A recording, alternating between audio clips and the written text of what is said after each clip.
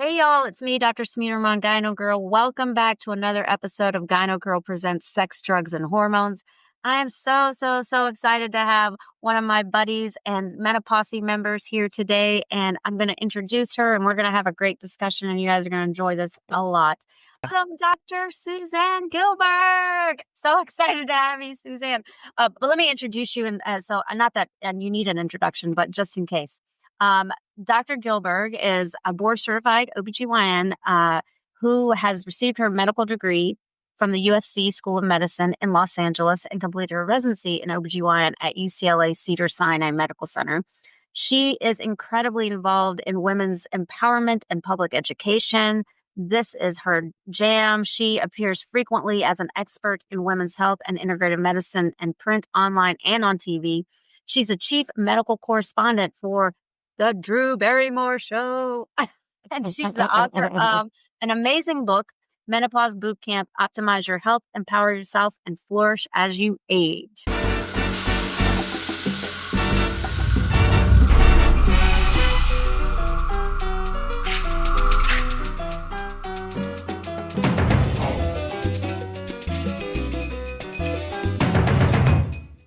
So welcome, Suzanne and Dr. Suzanne. How are you? Hello, Dr. Samina.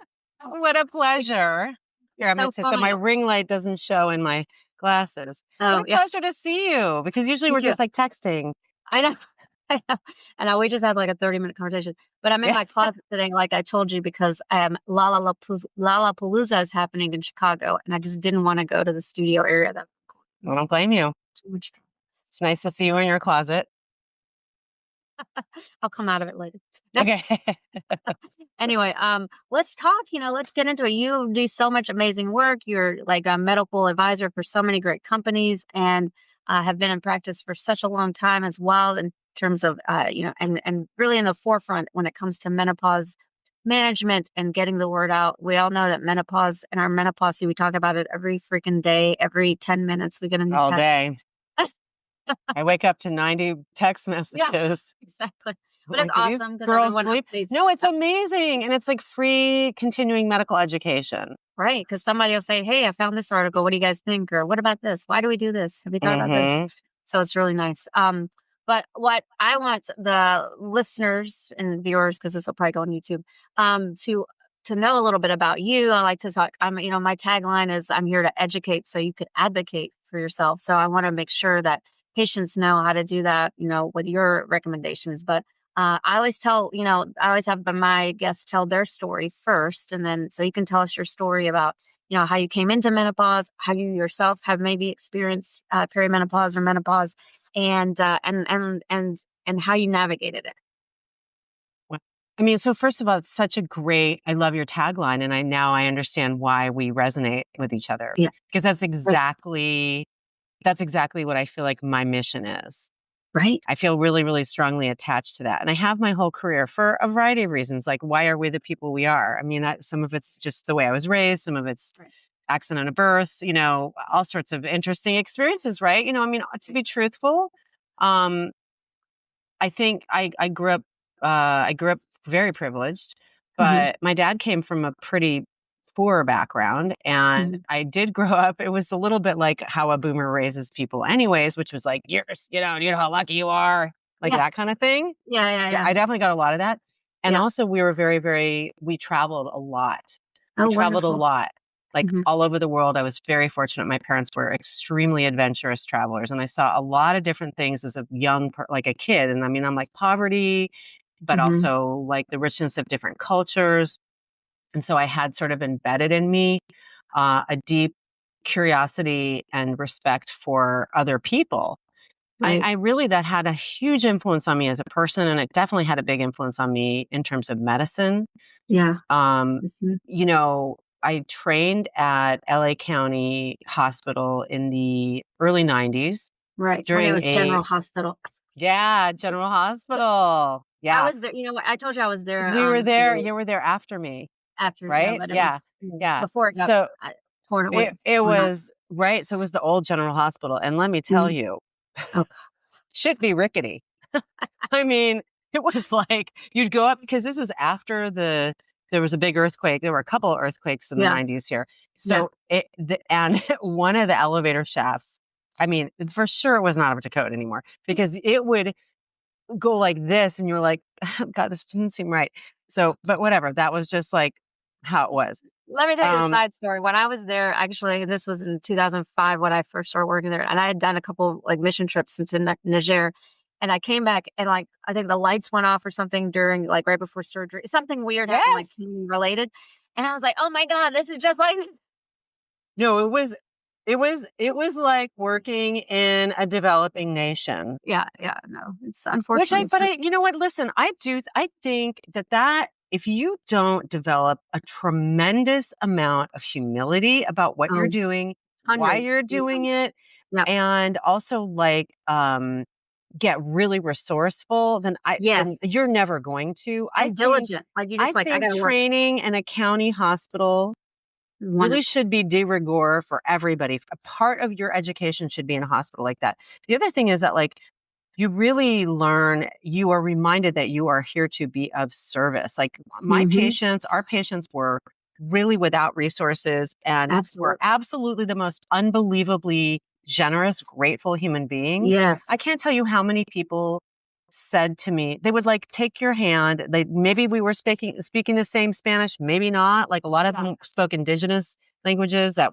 were from Central America or from Mexico, but they didn't speak Spanish really. Yeah. And they would thank you for, basically they would tell me like God was working through me and stuff like that. Honestly, it was just that stuff really, I'm getting the chills. Like it really affected me. And I'm going to tell you something really interesting that just happened because, we were just talking before we started. I just came back from South Africa where I had the honor and privilege to teach, but also to travel. Yeah. And one of my most formative experiences in my medical education, Samina, was that while I was at County Hospital, we had a huge, horrible, horrible crisis in Los Angeles with violence and specifically gang violence. There were like huge cartel and gang wars going on during the time. Yeah. And, there was a big, big, big problem with young men shooting each other. It was really, really bad. Yeah. And they were overwhelmed with a category of trauma called penetrating abdominal wounds. I mean, we're surgeons, so this is something we know, but the lay public wouldn't know. That's really anything that literally penetrates the abdominal cavity. Like gunshot wounds, knives. And the prevailing protocol prior to this time was if somebody had a penetrating abdominal wound, everybody had to go to the operating room for exploratory surgery. There was a team from Soweto, South Africa, because during the end of the apartheid era, there was obviously tremendous violence, same kind of problems. They had published on this and found that for similar reasons, they were overwhelmed. They didn't have resources. It turned out only about 30% needed to go to the operating room. So they had developed a triage protocol. They brought this team of trauma surgeons from Soweto to LA County while I was there. That is who I studied with. That's who I did my general surgery rotation with. Wow. They changed my life. They changed my life. While I was in South Africa 2 weeks ago, I took a tour of Soweto and I got to go. I didn't go in, but I got to go to the hospital. And it was, full circle. I cried. I cried because of a million different things. But I could go on and make the whole podcast about that. But these are all important things because these are things that reminded me of like why I'm here, what I do. Right. Like I'm here. Look, I'm curious. I love people's stories. This is why I like OB-GYN. I like getting to know people. It turns out I don't love pathology very much. Yeah. I think people who do OB-GYN are a little bit like high risk. Like we like drama. We have to. We have a surgical personality. We like to fix things, but also like we don't really want to do the chronic stuff. Although with menopause and sexual med, turns out not so much. So maybe as we matured, we were able to do it. It's a transition. I always tell it's a transition. As I've matured, I've been more tolerable. I'm more tolerable and tolerant. It's like we've saved lives. Now we want to improve lives. Exactly. And also like that cortisol stuff on labor and delivery. Ugh, I can't anymore. I'm too old for that. I did it for 22 years and it was great, but it was like, it was killing me. It was like really bad for me. So how I got into menopause is kind of interesting. Early in my career, one of my mentors was, one of my big mentors was Dr. Beth Carlin, who is a world-renowned gynecologic oncologist, ovarian cancer specialist. She had a very close relationship with a breast cancer oncologist on staff named Philomena McAndrew, who's since become quite renowned herself. And when I graduated residency and started my practice, Dr. Carlin was very generous, as your mentors will. And she would refer me patients. And I guess she had shared with Dr. Philomena McAndrew, hey, this is a new gynecologist. She's really good. You should send patients to her. And she started sending me her young breast cancer patients, her premenopausal breast cancer patients. And I was faced with a reality. I didn't really know very much about menopause. Now I had a 34-year-old with chemo-induced menopause. And I just started reading the literature, and I was calling her and being like, I think my read is it's okay to give vaginal estrogen. What do you think? She's like, yeah, sounds good. You'll figure. I'm like, I don't know how to deal with this. She's like, Suzanne, nobody knows how to deal with it. You will figure it out. You're smart. And I was like, oh, okay. So that was my first taste of menopause, to be perfectly honest. Unfortunately for me, fortunately for my patients, I became a premenopausal breast cancer patient myself. And that accelerated it even more. And then I think just aging with my patients, Samina, I am very fortunate that I've been in the same community for a long time. I have a very stable population in general, and I have a lot of patients who've been with me their entire lives. And so as all of us aged together, I just saw more and more how little anybody knew. I had been studying, I had been, getting up to speed, but they didn't really understand what was going on with their bodies.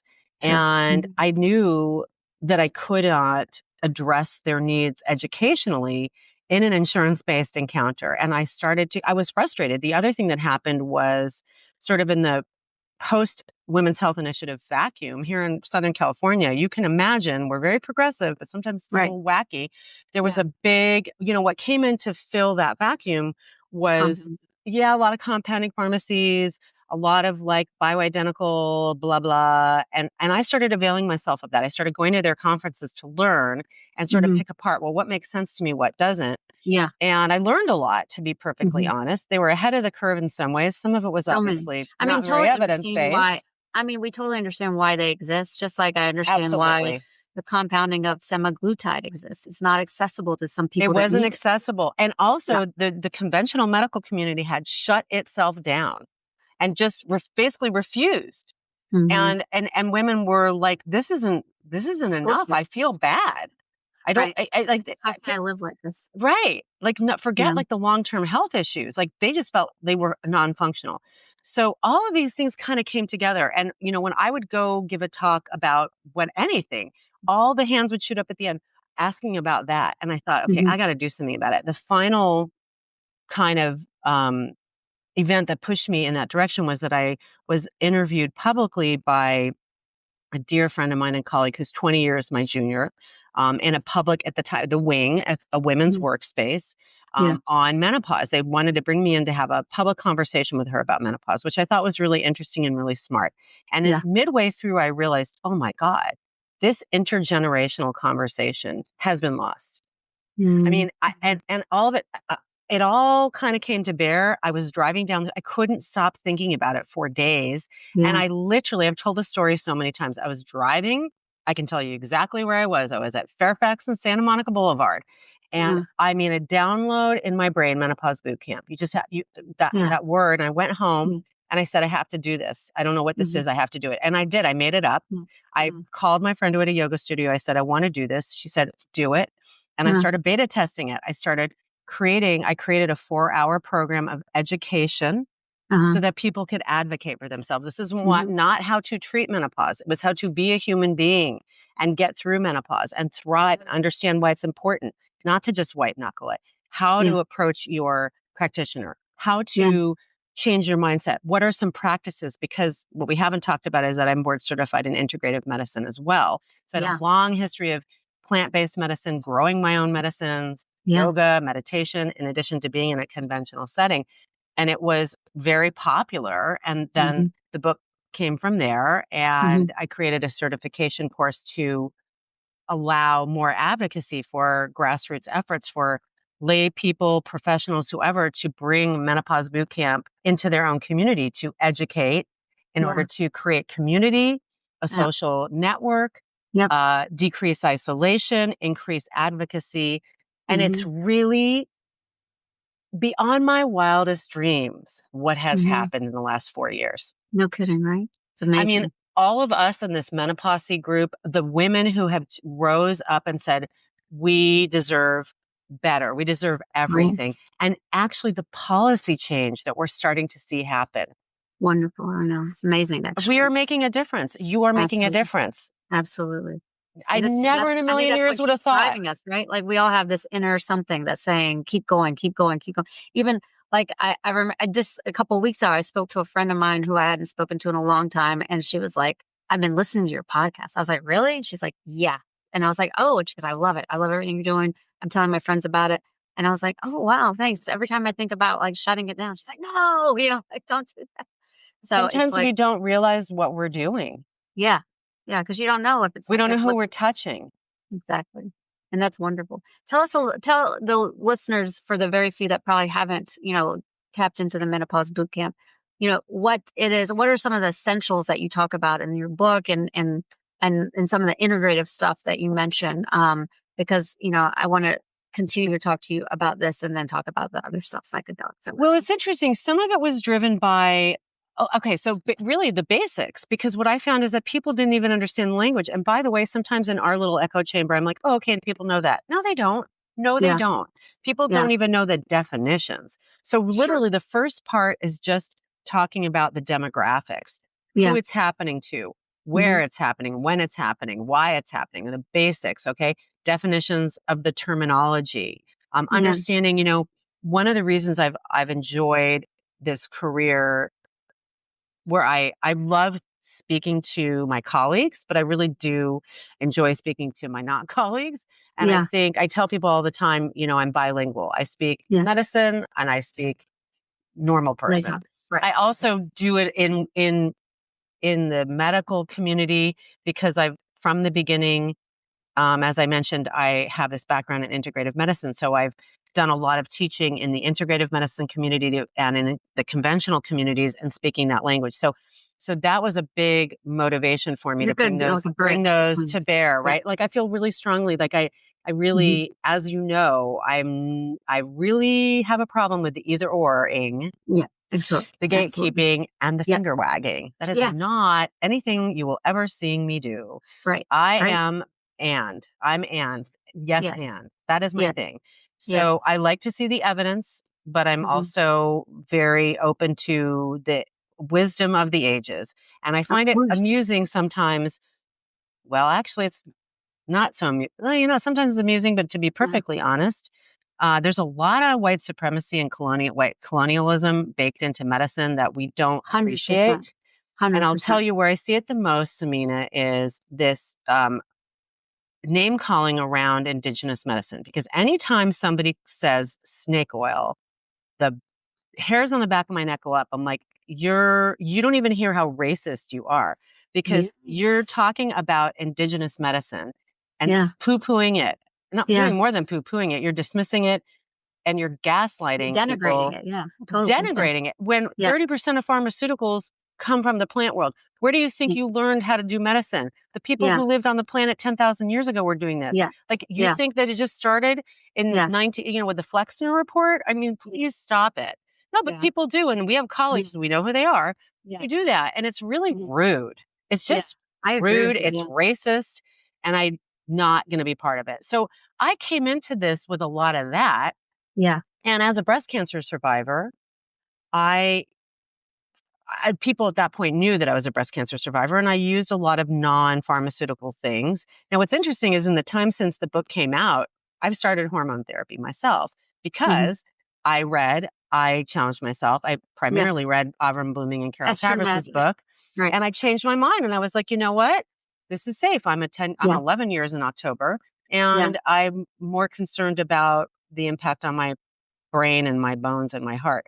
So I'm kind of going far afield, but the boot camp itself is basic definitions, basic understanding, leveling the playing field, making sure that we're speaking the same language, and then going through the biggest complaints that people present with. Now, early on, it was the basic stuff, hot flashes. Now, everybody knows about hot flashes. We're talking more about musculoskeletal health, right? So when I go through and I use my deeper, wider toolkit to discuss lifestyle, pharmaceuticals, and plant-based options. Okay. And when I say lifestyle, I mean everything. I have something called the 6 S's of self-care. So sex, sleep, stress, social connection, sustenance, senses. We can go through that another time. That's a whole other talk.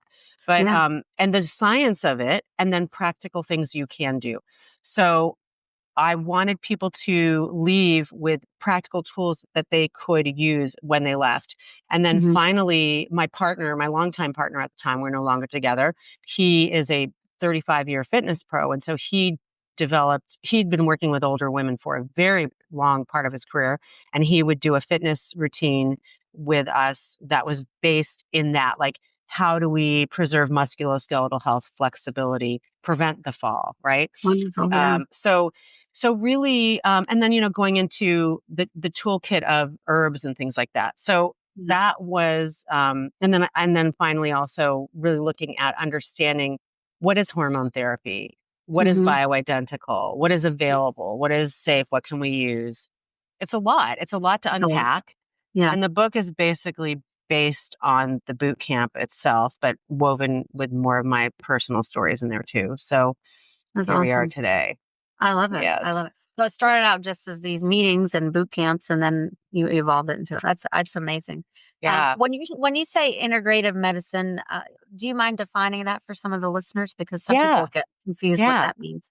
Well, I mean, it's literally integrating the best of Western conventional medicine and I think 20 years ago, people were calling it Eastern medicine, or whatever that means. And the best of more natural, plant-based lifestyle prevention medicine with evidence where you can find it. So for me, my personal brand is, I'm very interested specifically in lifestyle things, so fitness, yoga, meditation, spirituality with a person who's open to hearing it that way. Because there is a lot of science to suggest that it is very important to our physical and mental well-being. Absolutely. And then bringing in the plants. I'm a big, I love plants so much. I love everything about plants. I love things that grow.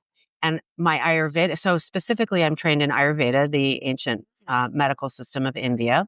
Yeah. And a big part of indigenous medicines in general are reestablishing a connection with nature. Because we are part of nature. Humans are just another component of the natural world. And so the integration on a spiritual level, kind of the integration literally of plants into your person is a practice. It's a practice of joining with the rest of the natural world. And there's something very healing about that. Yeah. The plants themselves have all these. Listening to you. Huh? Yeah. I said, I feel like I'm getting healed just listening to you. But it's really important because it reminds you that, it takes you out of yourself a little bit. It gives you a bigger perspective. Yeah. It's literally grounding, and there's scientific evidence that putting your feet on the ground, you're having contact with electromagnetic fields. This is not woo. This is science, and really it has an impact on your vagal system, right? So calming. But then the plants themselves have these really powerful chemical components in them that are healing. I mean, anything from, look, aspirin comes from willow bark, okay, to a lot of the herbs that we cook with have a lot of antibacterial, rosemary, basil, oregano have antibacterial activity that we know is a thing. Right. So that kind turmeric, we know turmeric has its anti-inflammatory 100%. Right. Yeah. Of course. Like curcumin, pain, anti-inflammation. We could go on and on and on. So I think there's like so many levels at which it makes sense. And it just, to me, is fascinating. I love it. Yeah, that's so cool. I love when you're talking about all of that and just your connection with everything around you, because I think, one thing I remember when I lived in Los Angeles is that, I grew up in North Carolina. I moved from North Carolina to the New England area. Then I moved to LA. And I remember you can get really, when you're in these big cities, and we can get very self-centered, right? You can be very centered around yourself and what's going on instead of centering yourself to everyone else kind of thing. You know what I'm saying? Like, and I find that what you're saying so compelling is that you're, really just on a primal level, just connecting with, the ground, the plants, everything that can really very much have a calming effect on your whole nervous system. I mean, even just talking about it, I feel calmer. And I think for That's people, no, but for people like us who are constantly, we were talking about this, we're very empathic. We are blessed to be healers and to be doctors and to be surgeons and to have all these opportunities to work with people, meet people, hear their stories, help them. It's super gratifying, but it's, it's exhausting. It's a lot of emotional energy. And, don't forget during this whole period of time, like I was pregnant. I'm going to talk about this. I was pregnant my whole residency. I had 2 kids. I came into practice. I was like a young mom trying to make it work, starting my career. And I really, honestly, I came to integrative medicine for my own personal healing because I was just like exhausted. And I actually was always curious about indigenous medicine. I think because of my early experiences traveling, to be honest, and then working at county and like meeting all these people. And like, I remember learning like how to address, the color of the medication that may have an impact on the patient and understand that like red may mean something to them or pink or blue and just having that respect. I mean, that was part of our medical education, which I think was really important. So all these things kind of came together. Cultural humility. 100%. Like you need to know, like you need to meet your patients where they are if you're going to have an impact. But I was going to be burnt out like within a minute of starting practice, and I started meditating. And I had done yoga on and off, and I really did it to save myself. And then I just found so much more in it. Initially, I did it for myself, and then I realized like, oh, no, this is for my patients too. So anything that you do for yourself is something that your patients are going to benefit from. Yes, I agree with you. I think we're the type that will always experiment with this stuff first. Totally. Like, oh just my see God. you should just try it. Okay, and then you can tell the patient, like, okay, I think it's good. But it's also, Samina, it's really interesting because I think, especially in our field, a lot of what we deal with is like developmental, normal physiologic stuff, maybe gone awry. So like and we're privileged because we are women in this field. And, and my patients do ask me, I'm sure they ask you too. Have you ever tried that? Do you do that? What would you do? Sometimes I'm like, this isn't about me. A lot of times I say that, but I'm honest. Like, me too. I'm using, I use vaginal estrogen. I was using it before. I mean, I know that what it feels like to use a Vagifem, to use Infarosa, to use the cream. Like, I get it. This one, maybe you like, but what, and our friend and colleague, Corinne Mann, is the one who really encouraged me to be out in public about using hormone replacement therapy as a breast cancer survivor. Because don't think people didn't ask me. They did. Right. No, of course. And it's always a question like, well, would you do this for yourself or would you put yourself? And I tell them, so if I were in your position, and sometimes I'm like, I am in your position, but this is how I would approach it, like, and that's just for me. And obviously we can make a joint decision. Right. This is how I look at it. This is the evidence. This is what I would do. This is what I would do for my moms, or I do for, like that kind of thing. And I think that's a powerful statement for them. It is. It is. I don't think it's required, but I think it is an added layer of, rapport that we can establish with people. Yeah, absolutely. And authenticity. Exactly. Yeah. What, so like if you have a patient who maybe is on the fence of, hormones, maybe wants to try some more of the natural stuff for some of their symptoms, whether or not it's like the vasomotor stuff or muscle stuff or like anxiety, like what kind of stuff do you tell them to integrate into their life? Well, I mean, in terms of herbs, I do that a lot. I do that a lot, by the way. And I think because of my reputation, people know that I do this. And I do see often that patients will come in and they're not quite ready to use hormones, or they think that they'd never want to use hormones. And I always tell people like, look, as long as you're making a decision based on education and not fear or like the absence of information, you get to choose whatever you want to do. But I do have a lot of people who we're not like hormone pushers in the menopause. No, well, even though we get accused of that. Yeah, we get accused of it all. Yeah, it's not true. We're just a bunch of hormone pushers. No, it's like, but hormones are amazing, but like you don't have to use them. Like you just need to know what you're doing and why you're doing it. So I have a lot of patients who choose to use herbs first. So I would say, it's interesting. I was trained part part of Ayurveda is actually using what's locally available, and it's seasonal. Like there's a lot of ties to nature built into the paradigm itself. And that's pretty common in a lot of indigenous medicines. So I was taught about the kind of classic Ayurvedic herbs like shatavari and ashwagandha, and now everybody's in shilajit. I mean, using this stuff, by the way, in an allopathic way, it's not Ayurveda. Yeah. Okay, that's a conversation for another time. But we were taught to use Western local herbs in an Ayurvedic way. Okay. So, which I really like. So, I love Vitex or chasteberry. I love it a lot for perimenopausal stuff, especially mood and PMS getting really ramped up, mood getting really ramped up, cycle kind of management. It's not going to fix it's not going to fix everything, and it's not going to change when you have menopause, but it does have a pretty significant impact. And there's evidence to support this. Let me just say, when we talk about evidence in plant medicine, it's nothing like pharma, but we're honest about that, right? That's part of having integrity. So chasteberry, Vitex, I love a lot. Black cohosh, which Black cohosh has been really maligned for some reports on liver toxicity, but those are case reports. Right. That's not necessarily related to pharmacokinetics. Right. And I just want to point out that, like, I don't know what the numbers are at one point I did, but the number of cases of liver damage from acetaminophen, I know, which you can buy without a prescription, far exceeds 5 case reports in the literature on Black cohosh. Yeah. But it does point to the fact that just randomly treating yourself with stuff you got on Amazon is not a good idea. This stuff is medicine.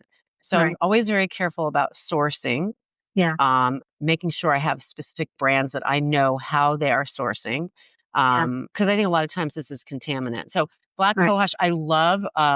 Siberian rhubarb it actually acts like a SERM, like a selective estrogen receptor modulator. Very, very interesting. Actually terrific for hot flashes. I mean, the pycnogenol, I wish had better data. It's what's called an adaptogen, so it's probably having some kind of immune system impact. Yeah. It has been shown to be beneficial for hot flashes for some people, but I don't think the data is as strong.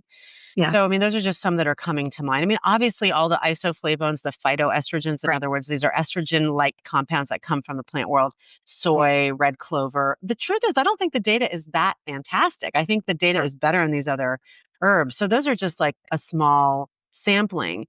Yeah. I could go on and on and on about stuff. And I think the sourcing is very important, like you said. Very. And I work with specific companies that I know. I know how they do what they do. I know where they're getting their stuff. I prefer to work with companies that actually conduct research, that are trying to advance knowledge. They're not just trying to sell something. And you do the best you can and you're honest about it. But those are some that I really, really like for perimenopause and menopause. Right. Maca is kind of interesting, but I don't think Maca has the best data. Yeah. I wish somebody would look at it more. I feel like it was really popular for a minute for sexual health. Yeah, it was. Yeah. But I don't think the data is great, I don't think so. Yeah. All right, cool. So that's, some things that you can look at. And again, I think I have stuff in the book too, although I've updated. I do. There's like a whole table in the book, and there's like dosage recommendations and like where appropriate, like brand recommendations. And, I references in my book as to where I pull this data from. So perfect. Well, we'll put it in the show notes so they can know where to get your book too, and some of the links for that. So that's awesome. All right. And I want to talk to you also about this new craze around psychedelics. So I know that you're it's kind of like blends in with what we're Everything talking about. Old is new again. It's like 1973. But you hear about but psychedelics. But different. People were dropping out, right? They were trying to. Yeah. Although, you know what? But if you look at people like Ram Dass and stuff, I mean, it was about enlightenment. No, that's true. Yeah. True. Yeah. But you hear about psychedelics, people thinking about tripping out and mushrooms and all the things. Yeah. I know that my husband's interventional pain, sports medicine, but he also works with some of these, because he's PM&R, but he works with some of these anesthesiologists that are doing IV ketamine and all these things, which is, in that category of drugs that we think are rewiring your brain to some capacity for these patients who are either depressed or, PTSD, that kind of stuff. So, it's all kind of these things are coming up. And I do find I'm seeing more on social media and other places, and even looking at what's happening with the psychedelics. So tell me what your like interest is and where you're seeing some of the psychedelics being used in menopause. Well, I mean, I think it grows out of all the things that we just were talking about. I mean, Right. I think now that like we've set that up, I don't think anybody would be surprised that I'm interested in psychedelics because I am. Yeah, right. Because for a number of reasons, like personal growth, Right. like it's everything. It's like a marriage of all of it. It's like Yeah. science. There's really interesting science, brain science, neuroscience, Yeah. and plants. The brain is So I so mean, like it's just an technically, amazing organ. Like, it's really yes, you know, yes. it's just like So wow. I'm the most interested in mushrooms, which are technically not a plant. They're a fungus, but whatever. Right. They're in the plant world-ish, Yeah. right?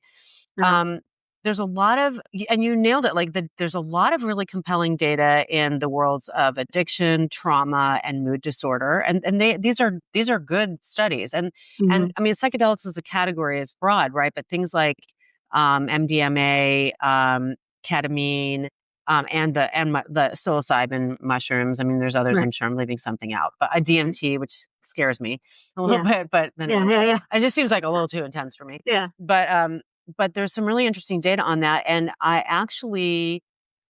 think that a lot of these areas come to bear in women's health in areas that we just don't understand yet, right? So chronic pelvic pain, endometriosis, all the Yeah. perimenopausal stuff, especially mood stuff, Right. trauma and addiction, which we know if you have a history of mood disorder, trauma, or addiction, you're going to have you're at risk for a big flare or an episode or a shift around perimenopause. And I think you and I know Yes. intuitively because we treat these women, the instability of that particular time of life is very likely to create an opportunity for these problems to resurface. I mean, Mhm. we see it and there's data on it. So we know that anxiety and depression increase around this time, but if you have a prior history, you're at even more risk. So it's very, very important. I think the data on neuroplasticity and inflammation is specifically very interesting to me. And there is some interesting data on this with psilocybin Mhm. in terms of, again, creating new brain connections Yep. and increasing neuronal activity, which can, which you can see might lead to possibilities clinically in these areas. We don't have much data in that area. And a lot of the Right. older data really was done in men, of course. Of course. Yeah. But there's a lot of Right. activity and interest in this. I was at a conference in Toronto at the end of May, June. And you know, in Canada, they are a little further ahead in some ways than we are. I mean, Mhm. they have the same kind of legal strictures, but Yeah. they seem to have more openness about it. Um, so that was a really interesting opportunity to meet others in the field who are doing this work.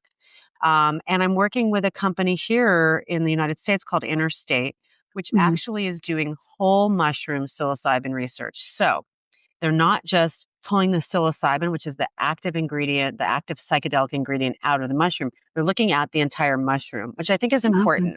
Yeah. So something your listeners may not know about is something called the entourage effect. So we know that when we're looking at any plant material, it's not, you know, in conventional medicine, we like to take the one molecule out, amplify it, and understand how it works. And then turn that into the pharmaceutical, which is why pharmaceuticals are so powerful because they're taking just the one ingredient. But the One thing ingredient. is Yeah. that the plant world created this with other components together for a reason. Sometimes we understand, sometimes we don't understand. Yeah. I think in the mushroom, that's very, very important. So the company I'm working with is looking at whole mushroom psilocybin research. Now, That's it so cool. is a DEA, it is illegal. You Yeah. cannot possess it in this country. Right. There are Right. two academic labs in the United States, Ohio State, University of Mississippi, where you can get a DEA clearance to study Uh-huh. this. So we Oh. have a lab at Ohio State University, and they're Uh-huh. conducting research right now on just even what are the components, how does it work? It's so fascinating. Initially, So when they interesting. came Wow. to me, they were looking at mood, basically Mhm. trauma and mood. And they made a pivot. The CEO, it's a female founded company, Ashley Walsh, really honestly came to me and was like, I'm perimenopausal, I'm having these issues. Um, Mm. and to make a long story short, they made a pivot and decided to look more at women's health issues. So it's very Wonderful. exciting to me. What's Yeah. happening on the down low, Samina, is that, I mean, look, I'm in LA. Yeah. Everybody and their aunt is microdosing. Yeah. 30 million documented psychedelic users in the United States. 30 million. Oh, wow. I'm sure it's underreported. Yeah. How many of those are women? We don't really have data on this. Yeah. But I think we're seeing a resurgence in it because of the mood issues, because of the hormonal instability creating the problems that people have, because we don't have enough people getting support, education, and help, because we know the numbers on how many people are even using hormone therapy, and it's like under 10% probably in the US. Yeah. So people, again, are taking care of themselves. And I'm not mad at it. I just think it'd be nice to have more data. Yeah. I think it's fascinating. Yeah, I think there was like a observational study or something a lot. I mean, this is what cannabis and how it got legalized and how like something like 40% of perimenopausal women were turning to cannabis to help them sleep or to like, sleep, sexual disorders, mood, because these are black boxes, because people are not having these problems addressed. And I think instead of us like clutching our pearls and be like, they're going to weed because they're not getting help. Like, oh, that's interesting. What is cannabis doing for them? Which I think Lauren Stryker did an interesting sort of just like a report on like how many people are using it, because we were at Ishwish and she reported on that. And I think that that's really interesting data, but how can we employ this to our benefit? Because people are turning to it not just because they're like, oh, desperate and it's bad, drugs are bad. Like these are plants that have medical opportunities. Why don't we look at mining those opportunities, leveraging those opportunities? Yeah, for sure. That's the way I look at it. Yeah, no, sometimes, because I ask, every one of my patients, because we're in Chicago, we can't, it's legal, whatever. Do you use cannabis at all? And they're like, what? Some of them are like, totally clutching their pearls. And then others are like, yeah, actually, I've tried it a couple times, but blah, blah, blah, the gummies or whatever. Look, I'm in California, it's legal. I've used all of the different forms for all of the different things, right? Because I think it's really interesting for sexual health. I think it's very interesting for sexual health, both topically. Look, we know that cannabinoids have anti-inflammatory properties and help deal with pain. So if you are having genitourinary syndrome, menopause, or any other pain disorder, it does make sense that it might work. But there's also something for a lot of people, it activates arousal. Right. So I don't know that we understand how this works, but I think we should.